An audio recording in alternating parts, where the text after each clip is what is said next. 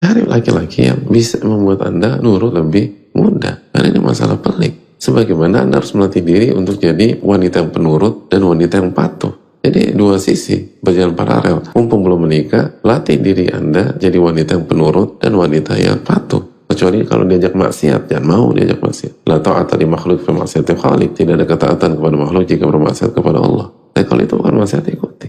Lalu di waktu yang sama cari laki-laki yang bisa membuat Anda nurut dan patuh lebih mudah. Simpel aja lah. Kalau begitu ada masalah, suami nampar istri, emang gampang nurut sama suami kayak begitu. Walaupun pada saat itu konteksnya benar. Tapi sejam yang lalu ditampar sama suaminya. Kan susah. Tapi istri ditampar, hilang marwah suami misalnya.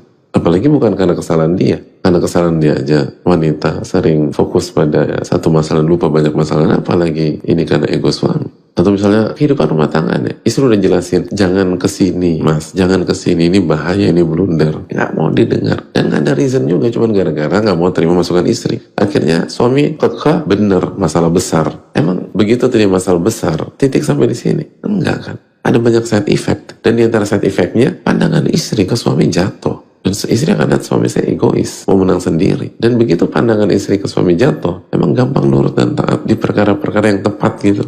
Enggak. Manusia tuh punya masalah, suka mengeneralisirkan sesuatu. Jadi gara-gara watak ini, kita bisa berdalih dengan kesalahan orang untuk tidak nurut pada kebijakan yang benar yang dia buat. Itu manusia. Dan itu seringkali nggak diperhatikan sama sekali oleh banyak wanita yang ingin menikah. Yang penting nikah tahun ini. Kadang-kadang yang dijadikan parameter nggak relevan dan nggak penting sama sekali. Tapi justru yang ditekankan oleh agama, ditekankan oleh Allah dan Rasulnya nggak dipikirkan. Kenapa Nabi SAW menekankan bagi pihak wanita untuk mencari yang agamanya baik, yang akhlaknya baik. Ar-rijalu qawwamun 'alan nisa, laki-laki itu pemimpin, punya leadership. Karena wanita disuruh taat dan patuh. Begitu wanita ngelihat suami saya pelin-pelan, jatuh marwahnya. Susah dia untuk nurut. Suami saya lemah nih. Kalau suami saya lemah, gimana bawa saya ke surga? Kan mikirnya begitu. Goncang dia.